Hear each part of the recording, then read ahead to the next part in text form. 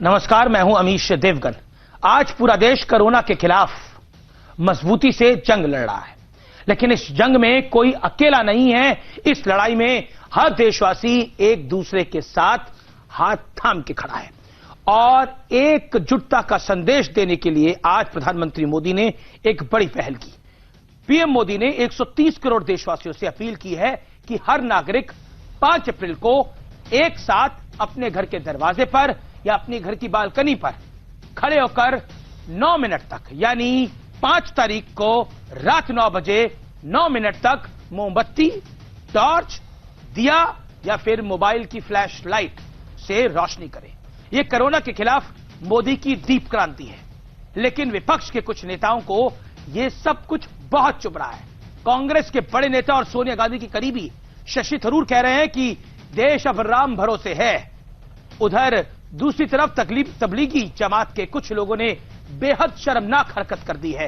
बेशर्मी की हद को पार करते हुए ये लोग नंगे होकर नर्सों के सामने घूम रहे हैं, अश्लील हरकतें कर रहे हैं। आखिर ये कैसी जाहिलों वाली सोच है और ये कैसी जाहिल जमात है? लेकिन आज बड़ा सवाल यह है कि अगर हम सब एक हो जाएंगे, पूरा देश एक साथ कोरोना के खिलाफ खड़ा हो जाएगा, तो ये जंग हम जीत जाएंगे, यानी जीत जाएंगे हम। आज आर पार इसी पर।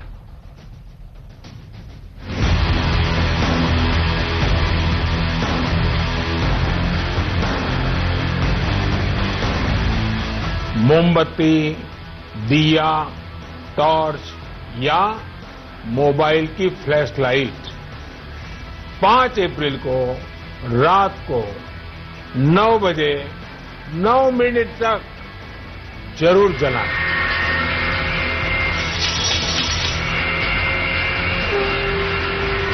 ये सिर्फ एक दिया जलाने भर का संदेश नहीं है, ये उस लड़ाई में एकजुटता का संदेश है जिसे पूरे भारत के 130 करोड़ से ज्यादा लोग मिलकर लड़ रहे हैं। इससे पहले भी पीएम मोदी ने पूरे देश से 22 मार्च को जनता कर्फ्यू के दौरान ताली थाली बजाकर कोरोना योद्धाओं का सम्मान करने की अपील की थी, जिसके बाद पूरा हिंदुस्तान एक साथ आ गया था। इस बार भी आम जनता समेत तमाम विरोधी दलों ने पीएम मोदी का खुलकर साथ दिया है, लेकिन कुछ नेता अभी भी सियासत से बाज नहीं आ रहे हैं। प्रधानमंत्री का ये कदम कि रात को 9 बजे दिया जलाया जाए, शायद पूरे देश को इमोशनली एक साथ अटैच करना चाहते हैं। वो 45-50 करोड़ मजदूर जिसके पास खाने के लिए रोटी नहीं है, वो दिया कहां से लाएगा? प्रधानमंत्री जी का भाषण बिल्कुल निराश करने वाला भाषण था। शब्दों का आडंबर, शब्दों का जाल, आगे क्या करना है इसका कोई भी ठोस योजना उनके पास नहीं थी। इसी बीच उत्तर प्रदेश के गाजियाबाद में एक शर्मनाक तस्वीर सामने आई। आरोप है कि यहां के एक अस्पताल में रखे गए तबलीगी जमात के लोगों ने बेशर्मी की हद पार करते हुए इलाज कर रही नर्सों को अश्लील इशारे किए, बिना कपड़ों के वार्ड में घूमने लगे, बीड़ी सिगरेट की डिमांड करने लगे। पुलिस ने इन सब के खिलाफ केस दर्ज कर लिया है। एक शर्मनाक तस्वीर पश्चिम बंगाल के दिनाजपुर से भी सामने आई, जहां रामनवमी के मेले में बड़ी संख्या में लोग पहुंच गए। तो उधर महाराष्ट्र के सोलापुर में सामूहिक नमाज पढ़ रहे करीब 70 लोगों को पुलिस ने हिरासत में ले लिया। सवाल है कि आखिर ऐसे कुछ जाहिलों की गलती का खामियाजा पूरा देश क्यों भुगते? लेकिन आज सबसे बड़ा मुद्दा यह है कि क्या एकजुटता ही कोरोना को मात देने का सबसे बड़ा मंत्र है? आज इसी पर होगी देश की सबसे बड़ी बहस। और कोरोना के खिलाफ दीप क्रांति का विश्लेषण सुनिए। दीप क्रांति से भारत की एकजुटता का संदेश देने की बड़ी कोशिश है। सबके साथ होने की सोच से चुनौती से निपटने का मनोबल बढ़ेगा। रोशनी के जरिए हर तरफ पॉजिटिव एनर्जी का प्रवाह होता है। पूरे देश को निराशा से आशा की तरफ ले जाने की ये बड़ी कोशिश है। ताली और थाली वाली अपील का मिला था जनता में भारी समर्थन, यानी भारी जन समर्थन उस अपील को मिला था प्रधानमंत्री की। और उम्मीद है 5 तारीख को रात को 9 बजे 9 मिनट पे भी उतना ही बड़ा समर्थन देश के प्रधानमंत्री को मिलेगा। मेरे साथ बात करने के लिए इस चर्चा में सैयद शाहनवाज हुसैन है, पूर्व कैबिनेट मंत्री हैं, बीजेपी के कद्दावर नेता प्रवक्ता हैं। मेरे साथ सबा नकवी हैं, जानी मानी राजनीतिक विश्लेषक हैं। मेरे साथ अतिकुर रहमान हैं, जाने माने मुस्लिम चिंतक हैं, मुंबई से जुड़ रहे हैं। मुजीबुर रहमान हैं, प्रवक्ता तबलीगी जमात के। शुभराष्ट्रा हैं, जानी मानी लेखिका। और अनूप जलोटा मेरे साथ इस चर्चा में जुड़ेंगे, जो कि जाने माने गायक हैं, भजन सिंगर हैं। सबसे पहले मैं मुजीबुर उर रहमान आप ही के पास आता हूं। देखिए, मैं जो प्रधानमंत्री ने दिए जलाने की बात कही है, टॉर्च जलाने की बात कही है, मैं उस मुद्दे पर बाद में आऊंगा। पहले मैं इस मुद्दे पर आना चाह रहा हूं कि ये कौन लोग हैं जो इस तरह का जाहिलपना दिखा रहे हैं, लोगों पे थूक फेंक रहे हैं, पुलिस वालों को पत्थर मार रहे हैं। कौन लोग हैं वो? कौन सी जमात के लोग हैं वो? मैं आपको बता दूं, पहली चीज, जमात इस तरीके की तरबियत लोगों को नहीं देती है किसी भी तरीके से। वो इंसान को एक अच्छा इंसान बनाने की तरबियत ये कैसा इंसान बनाया आपने? किसने कहा जमात के लोग आपके साथ ये लोग 20 दिन थे, आपने क्या सिखाया इनको? आपने क्या सिखाया इनको? आपने देश के लोगों को क्या सिखाया है? आप इसको लेबल कैसे लगा रहे हैं कि जमात के लोग हैं? आप कैसे लेबल लगा सकते हैं कि कोई भी अगर मुसलमान है तो आप उसको जमात से जोड़ेंगे? आप क्यों टारगेट करना चाहते हैं जमात? मैंने तो मुसलमान का नाम ही नहीं लिया, मैंने तो जमात का नाम लिया, मैंने तो जमात का नाम लिया, मैंने तो जमात का नाम लिया, मैंने तो मुसलमान का नाम ही नहीं लिया। बिल्कुल नाम लिया, मैंने तो मुसलमान का कब लिया मैंने मुसलमान का नाम? बताइए।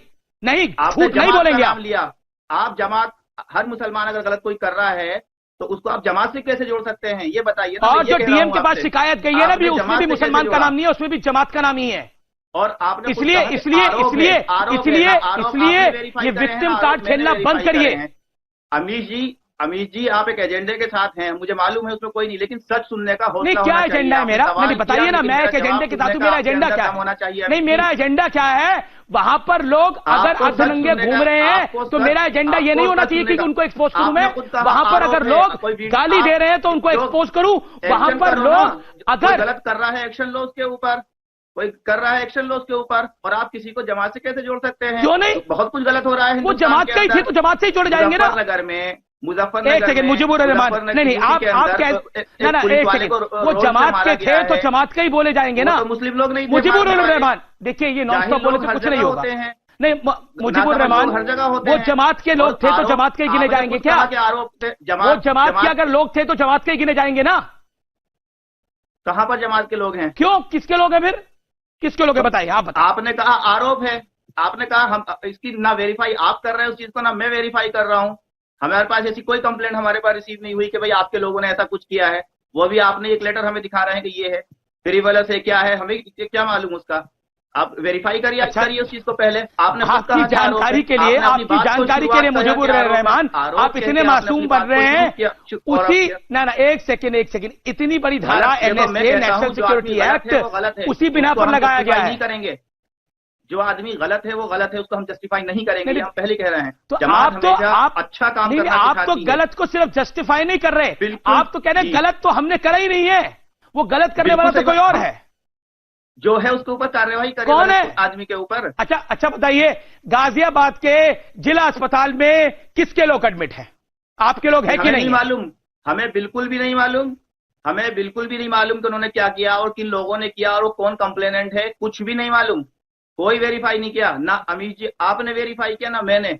और उसको नेशनल टेलीविजन के ऊपर आरोप नर्सेज है कंप्लेंटेड, जिन्होंने शिकायत करी है, जो शिकायत करता है वो नर्सें हैं, वहां की नर्सेज जो इलाज कर रही थी उनका। अच्छा, कहां पर है वो कंप्लेंट? किसके पास है कंप्लेंट? वो कंप्लेंट आपके पास नहीं है? नहीं, बिल्कुल भी नहीं। आपने पढ़ी भी नहीं है? बिल्कुल भी नहीं। हमें तो मीडिया के जरिए पता चला कि ऐसी कोई कंप्लेंट है। क्या पता लगा? मीडिया तक कंप्लेंट पहुंच गई। क्या पता लगा? मुजीबुर रहमान क्या पता लगा? क्या कंप्लेंट? मरकज जो है मुजीबुर रहमान क्या कंप्लेंट है, क्या पता लगा? पहुंच सकती थी वो कॉपी अगर वो जेन्युइन है तो। एक सेकंड मुजीबुर रहमान, कंप्लेंट अगर पढ़नी है तो हमारी स्क्रीन पे भी चल रही है, पढ़ सकते हैं, लेकिन कंप्लेंट क्या पता लगी आपको मीडिया के जरिए? मैं आपको बता दूंगा, बता दीजिए ना। आपकी स्क्रीन पे चली हुई कोई भी कंप्लेंट उसको लेजिटिमेट नहीं माना जा सकता। क्या पुलिस हमारी जो जमीयत की बिल्डिंग से लगी हुई है, क्या वो एक कॉपी नहीं पहुंचा सकती कि ये चीज है?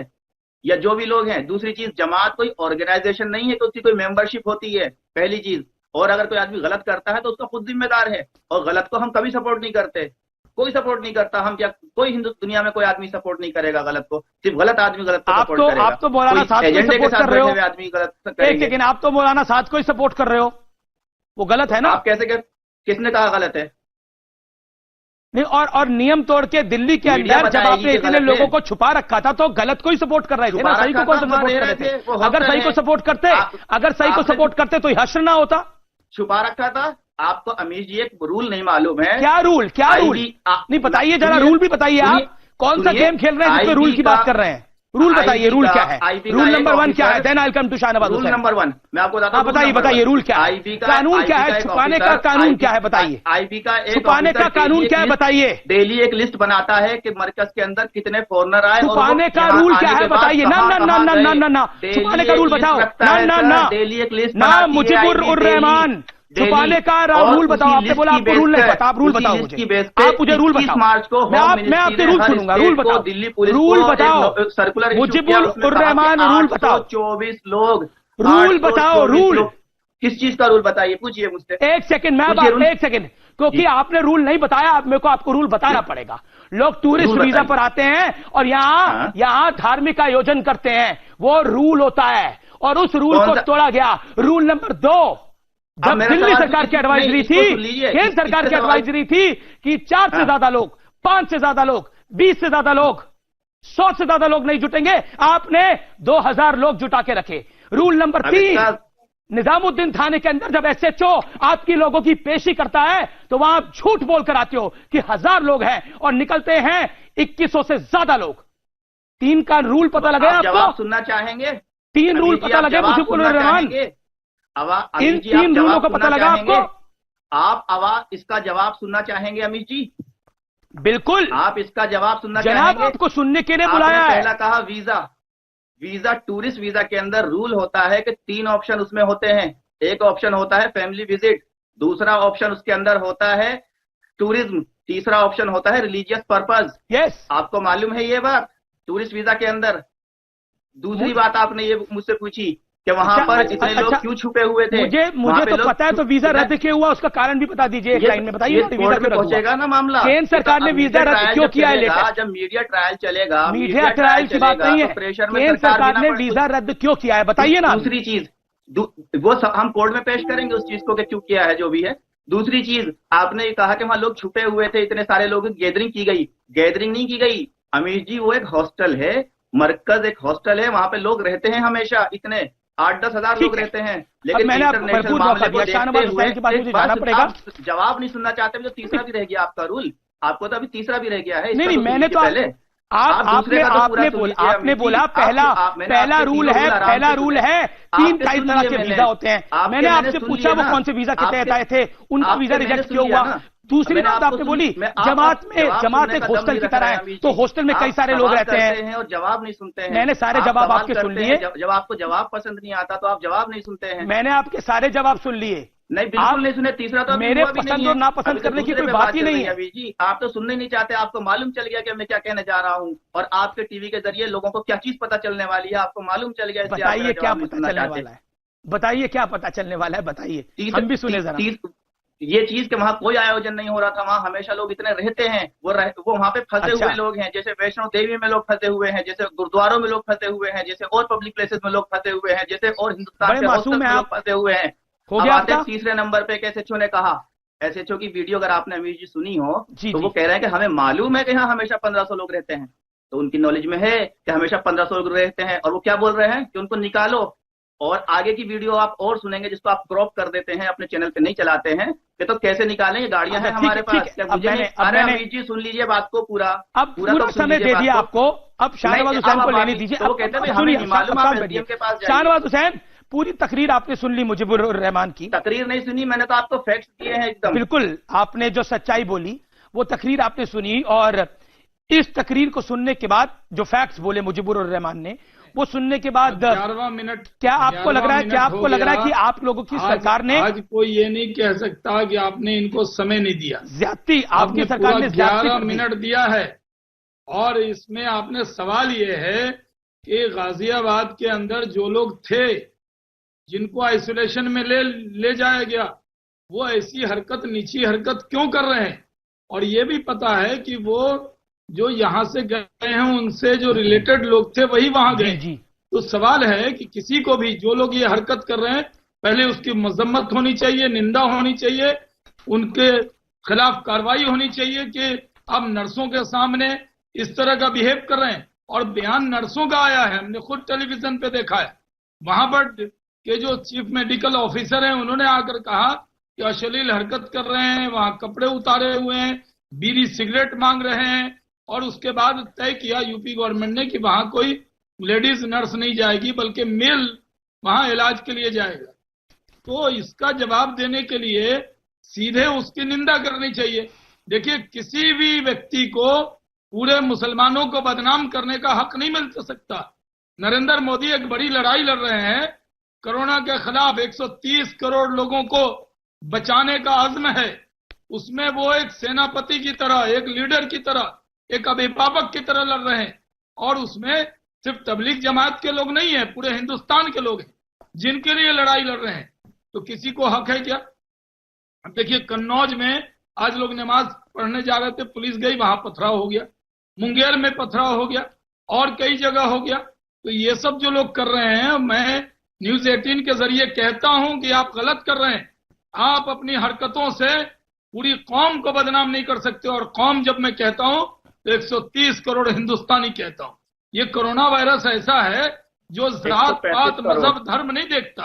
और जिन लोगों ने, जो इसके जिम्मेदार होंगे, वो अपने लिए तो खुदकशी करेंगे ही, लेकिन पूरे देश के लिए खतरा बन जाएंगे।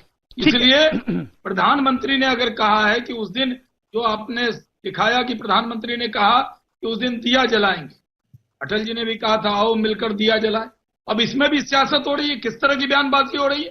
तबलीग जमात के अंदर वहां इतने कोरोना वायरस के पॉजिटिव लोग पाए गए, आखिर वो गलती तो माननी पड़ेगी ना। आप कहिए कि नहीं, मंदिर में भी हो रहा है, यहां भी हो रहा है, सब्जी मंडी में हो रहा है, यहां हो रहा है, ये जवाब नहीं है। मेरी गुजारिश ये है कि अब मिलकर दिया जलाना होगा, मिलकर लड़ना होगा। ये लड़ाई, मान लीजिए कोई मुस्लिम मरकज से निकला, अगर उसने टैक्सी किया तो टैक्सी वाला तो मुस्लिम नहीं था, अगर वो बाजार में गया तो वो तो मुस्लिम नहीं था। तो ये कोरोना वायरस की एक बिरादरी या एक जात या एक धर्म को नहीं फैला होगा, ये जिनसे जिनसे कांटेक्ट हुआ होगा, जो पॉजिटिव निकले हैं, उन सब के लिए खतरा है। इसलिए हिंदू मुसलमान भारतीय जनता पार्टी नहीं कर रही है। हम तो पहले दिन से कह रहे हैं, आपको गलती हुई उसकी माफी मांग लेनी चाहिए। आप सिर्फ ब्लेम अगर करेंगे उससे काम नहीं चलेगा। दूसरी बात यह है कि पूरे मुल्क में जो इस तरह कोरोना वायरस के लिए लोग, डॉक्टर जा रहे हैं, नर्स जा रहे हैं, इंदौर में उनके साथ मारपीट हो रही है, क्या दिखाना चाहते हैं? ये हमारे हिंदुस्तानी है। एक मुल्क का वजीर आजम है जो 24/7 जगह है, जो 24 घंटे कैसे कोरोना से अपने देश के 130 करोड़ लोगों को बचाया जाए, इसके लिए काम कर रहे हैं। और लोग उनके यकीन को तोड़ रहे हैं। पूरे दुनिया में ग्लोबल लीडर बनकर वार अगेंस्ट कोरोना में नरेंद्र मोदी की सरकार निकली है, ये देश निकला है। इसलिए किसी को इजाजत मत दीजिए। शुभराष्ट्र शुभराष्ट्र मेरे साथ है, अतिकुर रहमान मेरे साथ है। एक सेकंड शाहनवाज जी, आपने अपनी बात को रखा। अतिकुर रहमान, जो हरकत गाजियाबाद में हुई, मैं एक छोटी सी बात कहना चाहूंगा। जी, मुजीबुर रहमान अपनी टर्न पे बोलिएगा, अपनी टर्न पे बोलिएगा, आपको मौका मिला। एक सेकंड, आपको पूरा मौका मिल चुका है, अपनी टर्न पे बोलिए। 10 सेकंड, एक सेकंड, आपको पूरा मौका मिल चुका है, मैं आपको वापस मौका दूंगा। बस एक छोटी सी बात आपको मौका दूंगा जब आपका समय आएगा। अतिकुर रहमान, क्या आपको लगता है कि कोरोना वायरस के खिलाफ लड़ाई में अगर हम ये देखेंगे कि कुछ लोग डॉक्टर और नर्सों को पर थूक रहे हैं और बेहुदगी दिखा रहे हैं, तो सहन करेगा ये देश? जो इंदौर में हुआ, जो गाजियाबाद में हुआ, जो मुंगेर में हुआ। अमीश भाई, कोई भी ऐसी हरकत जो कि सोशली भी एक्सेप्टेड नहीं है, और आज की तारीख में जब हम डॉक्टर्स को अपना खुदा मानकर चल रहे हैं इस जमीन के ऊपर, कोई ऐसी हरकत बर्दाश्त नहीं कर सकता है। और हम अपने जरिए से तमाम मुसलमानों को ये पैगाम पहले से पहुंचा रहे हैं और अब ज्यादा जोर शोर से पहुंचा रहे हैं। और मैं मुजीबुर रहमान साहब से भी ये दरखास्त करूंगा, अपील करूंगा कि आप देखिए, गलती मान लेने से मुजीब साहब कोई छोटा नहीं बनता है। शाहनवाज भाई, हमने गलती मानी, गलती तमाम लोगों से हुई है। बहुत बड़ा मुल्क है हमारा अमीश भाई, यहां पर गलतियां होंगी, उनका सुधार करना पड़ेगा, उसको कबूल करना पड़ेगा कि गलती हुई है, आगे बढ़ना पड़ेगा। इसमें अगर बार बार एक कोई समुदाय को घेर कर इस तरह से जब खबरें दिखाई जा रही हैं अमीश भाई, तो उसका नेगेटिव इंपैक्ट सोशल मीडिया के ऊपर बहुत बुरा पड़ रहा है। वैसे ही लोग अपने घरों में खाली दिमाग लेकर बैठे हैं और खाली दिमाग शैतान के घर की तरह काम कर रहा है। अमीश भाई, मीडिया से भी मेरी अपील है। तो आप क्या कहना चाह रहे हैं कि लोगों का दिमाग खाली है और इसीलिए उनको लग रहा है कि ये जो जमात है ये सारे मुसलमान हैं? सोशल मीडिया यस, क्योंकि मेजॉरिटी एक तबका है जो कि हमेशा इन चीजों को करोद के निकालना चाहता है। मैं सोशल मीडिया की स्पेसिफिकली बात कर रहा हूं। देखिए, गलती हुई है, हमने गलती को माना है, साहब से हमने गुजारिश की है, उन्होंने भी कुछ ऐसे प्रिवेंटिव मेजर्स लिए हैं, उन्होंने भी अपील जारी की है, भले ही वो मीडिया को एक्सेप्टेबल हो या ना हो, हमको आगे बढ़ना है अमीश भाई। आगे आने वाले दिन बहुत सख्त हो सकते हैं। जी शुभराष्ट्र, प्रधानमंत्री पूरी कोशिश लगे हैं शाहनवाज भाई। शुभराष्ट्र, मैं आपकी बात से ये एक नैरेटिव है, मीडिया इस नैरेटिव को देखिए। मैं पिछले 4 दिन से हम लोग और पिछले लगभग 2 हफ्ते से कोरोना वायरस पर डिबेट कर रहे हैं और पिछले 4 दिन से जो घटनाक्रम हो रहा है उस पर बहस हो रही है, लेकिन एक ही लाइन आ रही है, ये एक नैरेटिव है, सोशल मीडिया पे एक नैरेटिव बिल्ड करने की कोशिश है।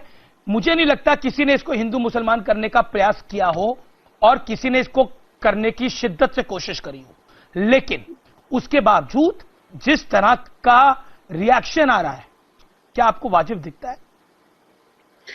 आमिश जी, जितनी संजीदगी से सामने वाला व्यक्ति है यानी अतीकुर रहमान जी और उनका जो पूरा एक सोच है, जिस तरीके से उन्होंने अपनी बात रखी, अगर उसी का काउंटर पर्सपेक्टिव उनको मिले तो आप गौर कीजिएगा कि मेरी बात पूरी भी नहीं होने देंगे वो लोग। सिंपल सी चीज है, जो गलती हुई उसको लेकर विदाउट एनी कंडीशन ये कहना कि गलतियां हुई और उसके लिए और वो गलती अक्षम्य तरीके का अपराध हुआ एक तरीके का, इस बात को एक्सेप्ट करने में ये कंडीशनैलिटी क्यों लग जाती है कि मुसलमान समुदाय को विक्टिमाइज किया जा रहा है? ये कोरोना का जो स्केयर था वो आज से चल रहा है ऐसा तो नहीं है, इसके पीछे एक प्रेसिडेंट रहा है। जब पूरा का पूरा देश लॉकडाउन में था तो तबलीगी जमात को उस लॉकडाउन पीरियड में इतना बड़ा जो एक कांग्रेगेशन हुआ उसको करने की क्या जरूरत थी? कल रामनवमी थी आमिश देवगन जी, आपने कहीं भी देखा हो कि बहुत उल्लास और प्रचार प्रसार के साथ बहुत बड़े ग्रुप के साथ लोग रामनवमी का जुलूस निकालने के लिए निकले हों? और अगर कुछ लोगों ने निकालने की कोशिश की तो विदाउट एनी कंडीशनैलिटी उसकी भर्त्सना की गई। लेकिन वही चीज मुसलमान समाज की तरफ से क्यों नहीं आती है? आज जो बात अतीकुर रहमान कह रहे हैं वो क्या उस पूरे घटनाक्रम के पहले कह रहे होते या उस घटनाक्रम के बाद कह रहे? जिस तरीके से शाहनवाज हुसैन जी ने बात रखी, क्या उस तरीके से आपको लगता है कि कोई जिम्मेवार मुस्लिम ऑर्गेनाइजेशन बात रख रहा है? प्रॉब्लम यहीं से होती है अमीश देवगन जी। आप जब इस पूरे मुद्दे को ढकने की कोशिश करते हैं और इसको एक छोटी सी भूल मानने की कोशिश करते हैं, ये छोटी सी भूल नहीं थी आमिश भाई। आमिश जी, आप ध्यान दीजिए, ये पूरा का पूरा एक कॉन्टेक्स्ट चल रहा है कोरोना जिहाद को लेकर के, और ये हो सकता है एक पर्सपेक्टिव हो। मैं चाहती हूं कि ये केवल और केवल पर्सपेक्टिव हो कोरोना जिहाद का, लेकिन अगर ये पर्सपेक्टिव है तो इसको एक्सेप्ट करने में और इसके तथ्यों को एक्सेप्ट करने में प्रॉब्लम नहीं होनी चाहिए। पटना में, रांची में जिस तरीके से लोग पकड़े गए, पाए गए, जिस तरीके से नर्सों के ऊपर अश्लील हरकतें की गई, जिस तरीके से हेल्थ प्रोफेशनल्स को भगाया गया, वो कुछ एक समुदाय वो एक समुदाय के लोगों के द्वारा ही किया गया। मैं सिर्फ इतना पूछना चाहती हूँ आमिश जी, उस समुदाय से मुखर आवाज शाहनवाज हुसैन जैसे क्यों नहीं आती? बिल्कुल, बड़ा इंपॉर्टेंट पॉइंट है। Saba Naqvi, you are a journalist, क्या आपको लगता है सबा नकवी, आज प्रधानमंत्री ने भी आह्वान किया कि हम सबको एक होकर इस लड़ाई को लड़ना है, लेकिन मुस्लिम इंटेलेक्चुअल्स इस लड़ाई में एक आवाज क्यों नहीं बन पा रहे? सबसे पहले अमीश जी, अगर मैं इंटेलेक्चुअल हूं ना, तो मैं हिंदुस्तानी इंटेलेक्चुअल हूं। नहीं, मैंने बहुत सारी चीजें मैं किसी को इंटेलेक्चुअल नहीं कह रहा और किसी को ये नहीं कह रहा कि आप जी, मैं पूछ रहा हूं कि आपको नहीं लगता कि मुस्लिम समाज के जो प्रभावी लोग हैं, मैं 2-3 चीजें कह दूं जी, जो प्रभावी लोग हैं उनको आगे आना चाहिए था? सबसे पहले अमीर जी, मुझे बताया गया कि ये प्रोग्राम नरेंद्र मोदी जी ने जो भाषण दिया उसके बारे में, ठीक है, क्योंकि मैं ये मुस्लिम इश्यूज में पढ़ती नहीं हूं कि पैनल में 4 मुसलमान और बहस करें, इस तरह की चीजें मुझे पसंद नहीं है और मैं अवॉइड करती हूं। हालांकि मैंने बहुत ही सख्त चीजें कही हैं तबलीगी जमात के बारे में, जो मेरे पर्सनल, जो मैं सिंक्रेटिक, जो गंगा जमनी तहजीब में जो मैं खुद पर्सनली विश्वास रखती हूं, तबलीगी जमात उस सब के खिलाफ है। हाँ, एक तो ये है, तो मेरा ये तो पर्सनल चॉइस की बात। और दूसरी बात मैं ये भी कहूंगी, एक वर्ड है जाहिल, उसका आप ओरिजिन देखिए, कहां से आया, किसने कहा ये जहालत है। जो इन्होंने हिंदुस्तान में अभी किया है और जिस तरह की बातें ये कह रहे हैं, वो भी मैं मानती हूं जहालत है, चाहे वो जो भी कहें, चाहे मुझे गाली बके सोशल मीडिया में जो भी कहें। अच्छा, ये लेकर, और इसमें कोई डाउट नहीं है कि हिंदुस्तान में, मलेशिया में, पाकिस्तान में तबलीगी जमात सबसे बड़े वायरस स्प्रेडर्स हैं।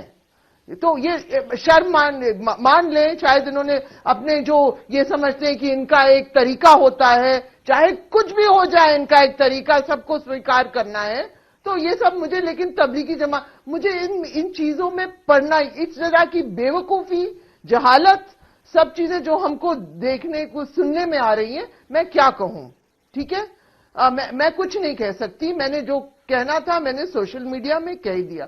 मैंने वर्ड जब जहालत इस्तेमाल किया, जो मुझे गालियां पड़ी, ठीक है, कोई बात नहीं, मैंने सबसे मैंने पहले दिन कहा ये जहालत है, उससे कम चीज नहीं है जो हुआ है हिंदुस्तान में, और मलेशिया में भी ये हुआ, पाकिस्तान में भी ये हुआ।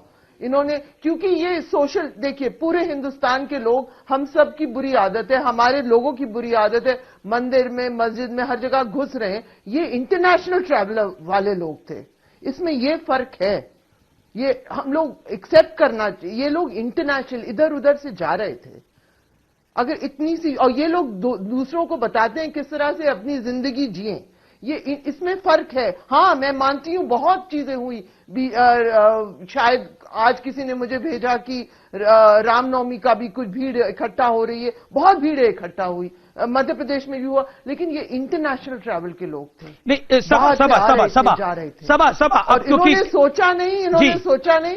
हाँ? सभा, मेरा बड़ा पॉइंटेड क्वेश्चन है, कहूं मैं इनसे जी, बड़ा पॉइंटेड क्वेश्चन है। प्रधानमंत्री मोदी ने आज अपील करी, संडे को रात को 9 बजे 9 मिनट के लिए आप दिया जलाएं, लाइट जलाएं, रोशनी दें, लेकिन पॉलिटिक्स शुरू हो गई। अधीर रंजन चौधरी कहते हैं मैं नहीं करूंगा, राशिद अल्वी कह रहे हैं इससे क्या फायदा होने वाला है, एनसीपी कहती है सिर्फ भाषण है। घर में देखिए, हमारे घर में, अच्छा मैं कुछ चीजें आपसे ये भी कह दूं, हमारे घर में बहुत लोग बहुत इंथुजियास्टिकली, उन्होंने ताली भी सब हुआ है और दिए भी जलेंगे, लेकिन मेरा पॉइंट अलग है। मैं मानती हूं प्रधानमंत्री जो है वो इमोशन, जो भाव कहते हैं, शायद भाव सही शब्द है, उसको वो अपील करना जानते हैं। हाँ, और लेकिन तो आपने भी अपनी कैंडल दिया, टॉर्च तैयार कर ली है, मेरे घर में हमेशा रहती है। देखिए अमीर जी, चाहे आप जो भी सोचे, हमारे घर में हमेशा दिया कैंडल होती है। मैं मैं कुछ नहीं सोच रहा, से मैं तो पूछ रहा हूं, सीरियसली योग भी करें। नहीं, मैं तो बड़ा सीरियसली पूछ रहा हूं। कुछ और लोग भी, जो लोग रहते हैं, बहुत खुश हो जाते हैं, बहुत बड़ा सीरियसली पूछ रहा हूं भाई, ताली बजाएंगे, ये सब करेंगे, ये अच्छी बात है। नहीं, अच्छा मैं भी सीरियसली जवाब दे रही हूं, लेकिन हम लोग पत्रकार हैं और हमें पूछना है कि मेडिकल प्रोफेशनल्स का प्रोटेक्शन के लिए ये इसमें कोई, प्रधानमंत्री ने कोई स्पेसिफिक्स नहीं दिए हैं, और इसलिए हमें जरूर पूछना चाहिए कि जो भूखे मजदूर हैं वो क्या उनके लिए कोई क्या स्कीम है, जो प्रोफेशनल्स हैं उनके लिए क्या है, ये सब सवाल जरूरी हैं। ठीक है, जवाब लेकिन ये मैं तो मानती हूं कि प्रधानमंत्री अभी ये हाँ, चलिए।